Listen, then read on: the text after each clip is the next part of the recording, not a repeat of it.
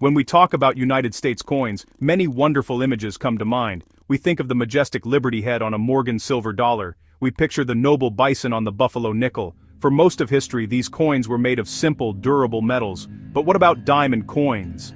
It is a term that excites the imagination. It suggests a coin sparkling with precious gems. However, in the long history of the United States Mint, there has never been a circulating coin with a real diamond set into it. The coins you and I find in our pocket change have always been made for daily use. They need to be strong, practical, and easy to produce in large numbers. So, what exactly is a US diamond coin? The term almost always refers to a privately issued commemorative piece. These are not coins made by the US Mint for spending. Instead, they are created by private companies for collectors. These special items are often made of precious metals, like gold or platinum. The companies then embed one or more diamonds into the design. These are beautiful works of art. They celebrate historical events, famous people, or important themes. But they are not, and have never been official, legal tender that you could use to buy groceries. They exist in a separate world of numismatics, the world of collecting. The idea of a diamond on a coin is certainly captivating. Diamonds symbolize wealth, permanence, and beauty. It seems natural to want to combine them with the artistry of coinage. Many collectors are drawn to these special issues because they are so unique. They blend the world of fine jewelry with the world of coin collecting. This creates a new kind of collectible that is both rare and visually stunning. These pieces are often produced in very limited numbers. This scarcity makes them even more desirable to those who seek the most exclusive items for their collections. The story of these diamond coins is a fascinating chapter in American numismatic history, even if it unfolds outside the walls of the US Mint. Understanding this distinction is key to our journey. We will explore why the US government chose to stick with plain metals. We will see how diamonds were used in other symbolic ways. We will also trace the rise of private mints that saw an opportunity to create something new and exciting for the collecting community. This story is not about the money in your wallet, it is about the art, the history, and the innovation that happens when creative minds think beyond traditional coinage. It is a tale of how the allure of diamonds eventually found its way onto coin-like objects, creating a niche market for luxury collectibles that continues to shine brightly today.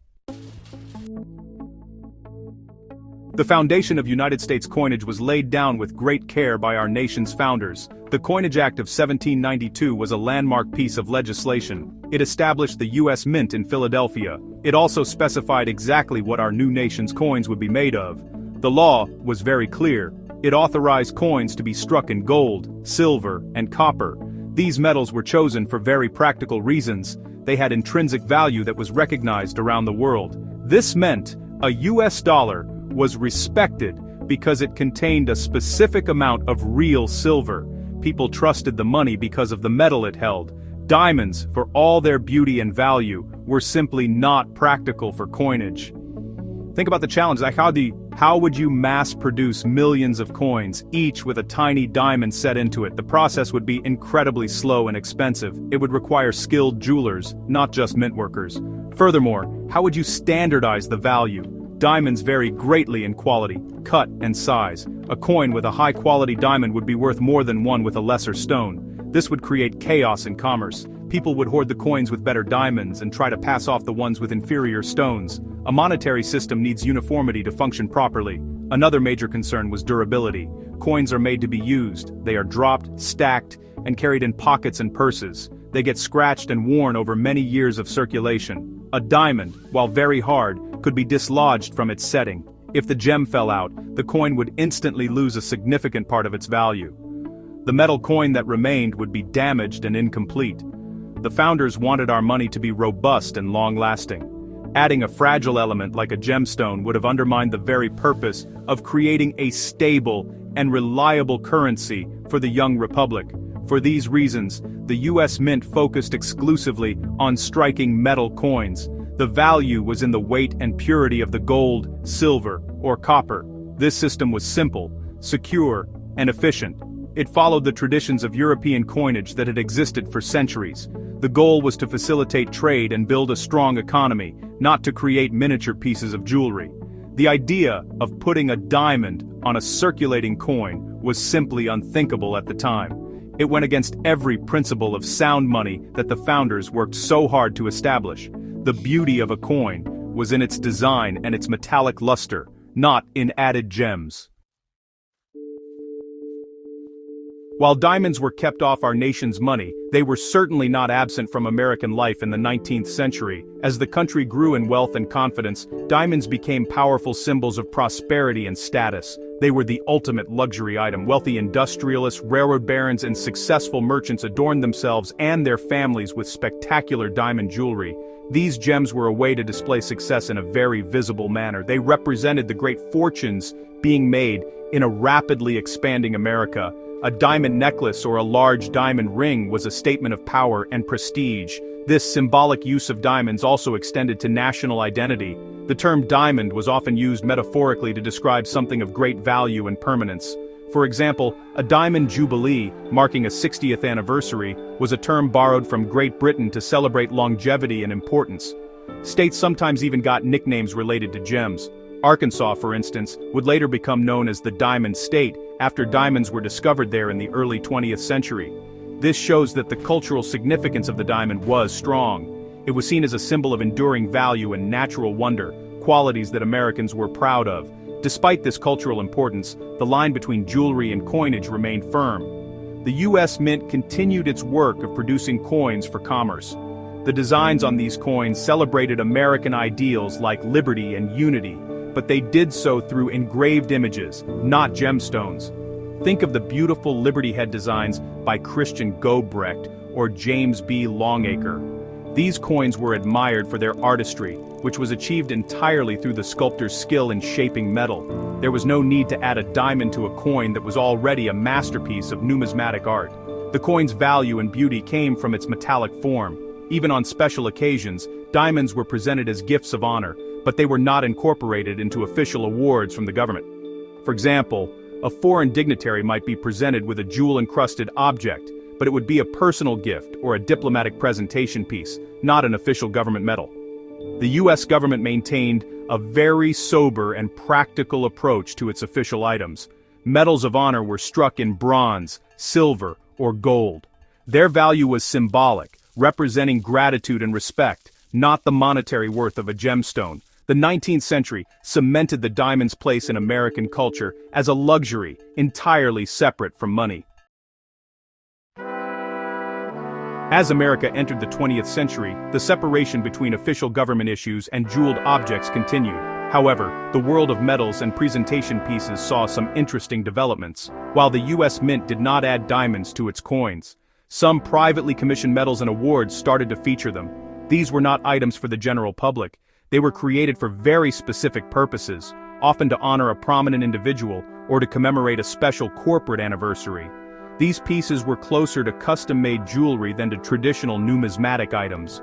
For example, a wealthy corporation might commission a special gold medal to honor its retiring CEO. To make the piece truly extraordinary, the company might have a small diamond set into the design. This was a private transaction between the company and a medal maker or jeweler. The U.S. Mint was not involved. These items were one-of-a-kind creations, meant to be treasured by the recipient. They carried no monetary value as currency and were never intended to circulate. They were, in essence, wearable trophies that used the brilliance of a diamond to signify a lifetime of achievement. We also see examples of diamonds being used on fraternal or society medals. Organizations like the Freemasons or the Knights of Columbus often had elaborate regalia and jewels of office for their high-ranking members. These items frequently incorporated precious metals and gemstones, including diamonds.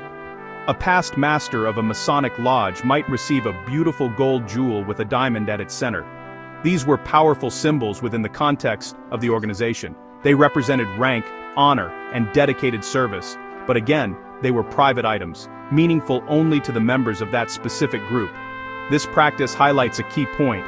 When diamonds did appear on metal-like objects, it was almost always in a private capacity. The official medals produced by the U.S. Mint, such as military decorations or congressional medals, remained unadorned with gems. The government continued to believe that the honor was conveyed by the act of presentation and the symbolism of the design, not by the intrinsic value of a stone. The glamour of diamonds was reserved for the private sphere, for personal gifts and organizational awards. The world of official U.S. numismatics remained a realm of pure metal. The United States has a long and wonderful history of issuing commemorative coins. These special coins celebrate important anniversaries, events, and people in American history. The classic commemorative series ran from 1892 to 1954. It gave us beautiful designs, like the Oregon Trail Memorial half-dollar and the Booker T. Washington half-dollar. After a long pause, the U.S. Mint restarted the commemorative coin program in 1982 with the George Washington 250th anniversary half-dollar. Since then, the Mint has produced dozens of fascinating commemorative coins for collectors. Throughout this entire modern era, one thing has remained constant. The U.S. Mint has never added a diamond or any other gemstone to its official commemorative coins. Even as mints in other countries began to experiment with new technologies and special effects, the U.S. Mint has held to its traditional approach. The focus has always been on the quality of the design and the historical significance of the subject. The beauty of a modern commemorative, like the 2014 National Baseball Hall of Fame coin, comes from its unique curved shape and detailed engraving, not from added jewels. The reasons for this are rooted in the U.S. Mint's mission and philosophy. The Mint sees itself as a guardian of a long-standing tradition of American coinage. Its primary job is to produce circulating coins for the nation's economy and to create official commemorative coins and bullion as authorized by Congress. Adding elements like diamonds would complicate the production process immensely. It would also raise questions about the nature of the coin itself. Is it a coin, or is it a piece of jewelry? The U.S. Mint has chosen to avoid this ambiguity and stick to what it does best, striking high-quality metal coins. This conservative approach also ensures the integrity and security of its products. By controlling the entire production process from start to finish, the Mint can guarantee the authenticity and quality of every coin it sells. Introducing an outside element like a diamond, which would need to be sourced and set, adds variables that could compromise this control. For the U.S. Mint, the purity of the numismatic product is paramount. As a result, collectors who buy modern commemoratives from the Mint know they are getting a product that is 100% a U.S. government issue, with a design and composition that meets the highest standards of traditional coinage. The collecting market is always hungry for something new and exciting. By the 1990s and early 2000s, some collectors felt that the range of official government products was just too limited. They were looking for more innovation, more luxury, and, honestly, more variety. This created a perfect opportunity for private mints and marketing companies to step in. These private businesses are not affiliated with the U.S. government. They operate in the free market, creating products that they believe collectors will want to buy. They saw the public's fascination with diamonds and decided to merge it with the popular hobby of coin collecting. These private mints began to produce stunning coins and medallions that incorporated real diamonds. They often took existing, popular U.S. coins, like the American Silver Eagle, and altered them. They would purchase the official bullion coins from the U.S. Mint or its distributors. Then, in their own private facilities, they would add special finishes. They might plate the coin with gold or ruthenium, which is a rare dark metal. The final, most dramatic touch was to set a small diamond, or sometimes multiple diamonds, directly into the coin's surface. This created a hybrid collectible, part official U.S. coin, part custom-made jewelry. The marketing for these items was very clever. They were often sold through television advertisements, magazines, and online catalogs. The advertisements emphasized the beauty and rarity of the pieces. They highlighted the precious materials used, pure silver from the original coin, layers of pure gold, and of course, a genuine, sparkling diamond. These products were presented as exclusive limited editions, available for only a short time. This sense of urgency and exclusivity was very appealing to many buyers who wanted to own something truly different from a standard government-issued coin. This new market grew rapidly. Companies created a huge variety of diamond-embellished products. They made diamond editions of state quarters, presidential dollars, and American eagles. They created special sets to commemorate events like the new millennium or the anniversary of a historic moment. These private creations were bold and eye-catching.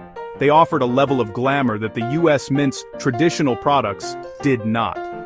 For a segment of the collecting public, These dazzling pieces were the ultimate expression of modern numismatic art, combining American heritage with luxurious materials. When we look at the world of modern coinage, the contrast between the United States and its northern neighbor, Canada, is striking. As we have seen, the US Mint has maintained a very traditional and conservative approach. It has not ventured into the world of embedding diamonds or other objects into its coins. The Royal Canadian Mint, or RCM on the other hand, has become a global leader in numismatic innovation. The RCM has enthusiastically embraced new technologies and has not been shy about adding non-traditional elements to its collector coins. Starting in the 2000s, the RCM began to issue a wide array of coins featuring everything from holograms and colorization to embedded crystals and even tiny sculptures. In 2005, the RCM issued a collector coin with a genuine diamond set into it to commemorate the 25th anniversary of the discovery of diamonds in Canada. This was a groundbreaking move for a major world mint. Since then, the RCM has produced many other diamond coins, including some with spectacular designs like a diamond-studded snowflake or a diamond evoking a star in a constellation. These coins have been incredibly popular with collectors around the world. The philosophy of the Royal Canadian Mint is quite different from that of the US Mint. The RCM operates as a crown corporation, which means it is expected to run as a profitable business. This gives it more freedom to experiment and to cater to diverse collector tastes. The RCM sees innovation as a key part of its brand. It actively seeks to push the boundaries of what a coin can be. It has developed special techniques for setting gems securely into coins and has even produced coins in unique shapes, like the shape of a maple leaf. For the RCM, a coin is a canvas for artistic and technological expression. This comparison highlights two different paths in modern numismatics. The US Mint prioritizes tradition, security, and the historical integrity of American coinage. Its products are beautiful in their classic simplicity. The Royal Canadian Mint, in contrast, prioritizes innovation, artistry, and commercial appeal. Its products are exciting, modern, and often surprising. Neither approach is necessarily better than the other, they simply serve different visions of what a collector coin should be. For the American collector interested in diamond coins, the RCM's official products offer a fascinating alternative to the privately issued items available in the US. It is absolutely essential for every collector to understand the status of the privately issued diamond coins we have been discussing. While they are often based on official US coins, the modifications made to them change their nature entirely. Once a private company alters a coin by plating it or setting a diamond into it, it is no longer in its original government-issued state. These altered pieces are not illegal to own. You can buy, sell, and collect them freely. However, they are considered by the US Treasury to be damaged or altered items. This means they have no official numismatic status as a US Mint product. They are not legal tender. While the original coin, for example, a silver eagle, has a face value of $1, you could not spend the altered version in a store. More importantly, professional coin grading services, like PCGS and NGC, will generally not assign a standard grade to these coins. They may encapsulate them and label them as altered, but they will not give them a grade on the 70-point Sheldon scale. This is because the coin's original surface has been changed. For serious numismatists who focus on original mint state coins, this is a very important distinction. These items exist in the world of collectibles, not in the world of official currency. Their value is determined by different factors. The price of a standard, unaltered silver eagle is based on the spot price of silver plus a small premium for its status as a government bullion coin. The value of a privately issued diamond silver eagle is based on the appeal of its custom design, the cost of the added materials, gold plating and the diamond, and the marketing behind it. It is a manufactured collectible, and its price is set by the private company that created it. Therefore, people should buy these items for what they are: beautiful and interesting pieces of private art. They should be enjoyed for their novelty and their sparkling appearance. They make for a fascinating conversation piece and can be a fun addition to a diverse collection. However, they should not be confused with official US Mint products or be considered a traditional numismatic investment in the same way as a rare, high-grade Morgan dollar. They occupy a unique and colorful corner of the hobby, but it is a corner that is separate from the mainstream of government-issued coinage. Today, the market for privately created diamond coins is a niche but thriving segment of the collectibles world. These are luxury items designed for buyers who appreciate opulence and exclusivity. The materials used are often of the highest quality. The coins are typically struck in precious metals like pure silver, gold, or even platinum. The diamonds themselves, while often small, are usually genuine and are carefully set by skilled craftspeople. The packaging is also a key part of the appeal. These coins often come in elaborate display boxes with certificates of authenticity from the private company that made them. The prices for these luxury collectibles can vary widely. A silver-plated state quarter with a tiny diamond chip might sell for a modest price. However, a more ambitious creation, such as a large 5-ounce gold coin with multiple diamonds, can cost many thousands of dollars. The price is driven by the amount of precious metal, the size and quality of the diamonds, the complexity of the design, and most importantly, the mintage limit. Many of these items are produced in extremely small numbers, sometimes only 100 pieces, or even fewer. This manufactured rarity is a primary driver of their high price and desirability. These items are marketed directly to collectors who are looking for the wow factor. They appeal to those who want to own something that their friends and fellow collectors have likely never seen before. The exclusivity is a major selling point. Owning a coin that is one of only 50 in the world creates a special feeling of pride. These are not items you will find at a typical coin show or local coin shop. They are usually sold by specialized dealers or the private mints themselves, often through high-end catalogs or exclusive online offerings. In conclusion, the story of the U.S. diamond coin is a tale of two worlds. On one side, we have the United States Mint, a venerable institution dedicated to the tradition of producing durable, secure, and unadorned coins for the nation. On the other side, we have the dynamic and creative world of private enterprise, where innovators have combined the art of coinage with the glamour of fine jewelry. The resulting diamond coins are not money you can spend, but they are dazzling collectibles that reflect a modern desire for luxury and uniqueness. They remind us that the world of numismatics is broad and ever-changing, with room for both timeless tradition and sparkling innovation.